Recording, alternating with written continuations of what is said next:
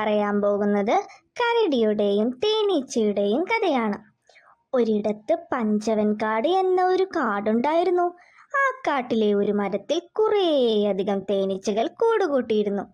ആ തേനീച്ചക്കൂട്ടിലെ തേനീച്ചകളെല്ലാം തേനെല്ലാം കൂട്ടിൽ ശേഖരിച്ചു വെച്ച് സന്തോഷത്തോടെയായിരുന്നു കഴിഞ്ഞിരുന്നത്. ആ കാട്ടിൽ കുറച്ചു ദൂരം അകലെയുള്ള മനോഹരമായൊരു പൂന്തോട്ടത്തിൽ നിന്നാണ് തേനീച്ചകൾ തേനെല്ലാം ശേഖരിച്ചിരുന്നത്. പതിവ് പോലെ തേനീച്ചകൾ തേൻ ശേഖരിക്കാനായി പൂന്തോട്ടത്തിലേക്ക് പറന്നു. തേനീച്ചകൾ വളരെ ഒത്തൊരുമയോടുകൂടിയാണ് പോയത്. അങ്ങനെ തേനീച്ചകളെല്ലാം കൂടെ പൂന്തോട്ടത്തിൽ എത്തിച്ചേർന്നു. പൂന്തോട്ടമാണെങ്കിലോ നിറയെ വർണ്ണശബളമായ പൂക്കൾ കൊണ്ട് നിറഞ്ഞിരുന്നു. ആ സമയമാണ് ഒരു കരടി അങ്ങോട്ടേക്ക് വന്നത്. കരടിയാണെങ്കിലോ തേനീച്ചകളെ എല്ലാം ആട്ടിയോടിക്കാൻ തുടങ്ങി. കരടി അവിടെ കിടന്നു ഉറക്കെ അലറിക്കൊണ്ടിരുന്നു. തേനീച്ചകളാണെങ്കിൽ പേടിച്ചു പോയി. ആ സമയം തേനീച്ച കരുതി, എങ്ങനെ ഇവിടെ നിന്നും ഇനി തേൻ ശേഖരിക്കും? തേനീച്ച കരടിയോട് പറഞ്ഞു, ഇത് ഞങ്ങൾ പതിവായി തേനെടുക്കുന്ന പൂന്തോട്ടമാണ്. ഇത് കേട്ട കരടി പറഞ്ഞു, നിങ്ങളുടെ പൂന്തോട്ടമോ? ഇത് എൻ്റെ പൂന്തോട്ടമാണ്. എന്ത് ധൈര്യമുണ്ടായിട്ട് വേണം ഇവിടെ നിന്നും വന്ന് തേനെടുക്കാൻ? നിങ്ങൾക്ക് ഇവിടെ നിന്നും തേൻ ശേഖരിക്കണമെങ്കിൽ പകരം എനിക്കായി ദിവസവും ഒരു കുടം തേൻ നൽകേണ്ടി വരും. ഇത് കേട്ടതും തേനീച്ച ശരിയെന്നും പറഞ്ഞ് കരടിക്ക് ഒരു കുടം തേൻ നൽകി. കരടിയാണേൽ ആർത്തിയോടെ തേൻ മുഴുവൻ കുടിച്ചു തീർത്തു. കരടിക്ക് തേൻ കൊടുത്തതിന് ശേഷം തേനീച്ചകൾ തിരിച്ച് തൻ്റെ സ്ഥലത്തെത്തി. പിന്നീട് സ്ഥിരമായി കഷ്ടപ്പെട്ട് പൂന്തോട്ടത്തിൽ നിന്നും തേൻ ശേഖരിക്കുന്ന തേനിൽ നിന്നും ഒരു കുടം തേൻ കരടിക്ക് നൽകേണ്ട അവസ്ഥയായി. പാവം തേനീച്ചകൾ വേറെ എന്ത് ചെയ്യാനാ? ദിവസവും പൂന്തോട്ടത്തിലെത്തും. കരടിയാണെങ്കിലോ തേൻകുടം കിട്ടുന്നതും നോക്കി അവിടെ തന്നെ ഇരിപ്പുണ്ടാകും. തേനീച്ചകളാണെങ്കിലോ വന്നിട്ട് തേൻ കൊടുക്കുകയും ചെയ്യും കരടിക്ക്.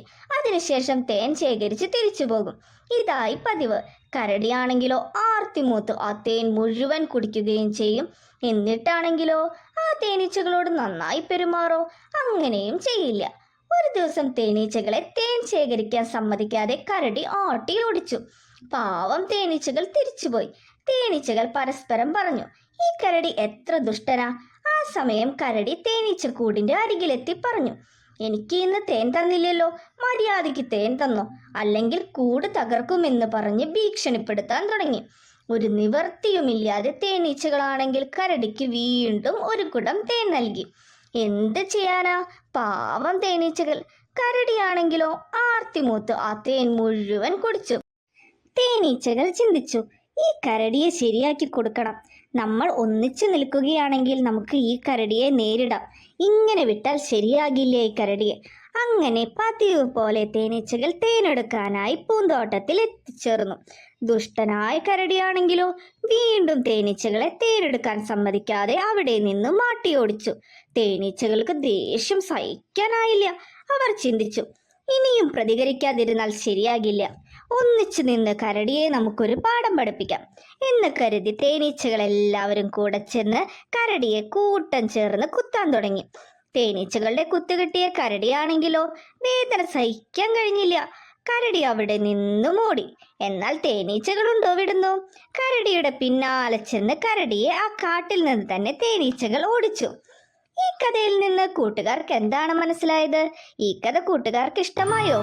നമുക്ക് എന്ത് മനസ്സിലാക്കാം? ഒരുമിച്ച് നിന്നാൽ നമുക്ക് ആരെയും തോൽപ്പിക്കാം. ഈ കഥ കൂട്ടുകാർക്ക് ഇഷ്ടമായെങ്കിൽ തീർച്ചയായും ലൈക്ക് ചെയ്യുക, ഷെയർ ചെയ്യുക, സബ്സ്ക്രൈബ് ചെയ്യുക.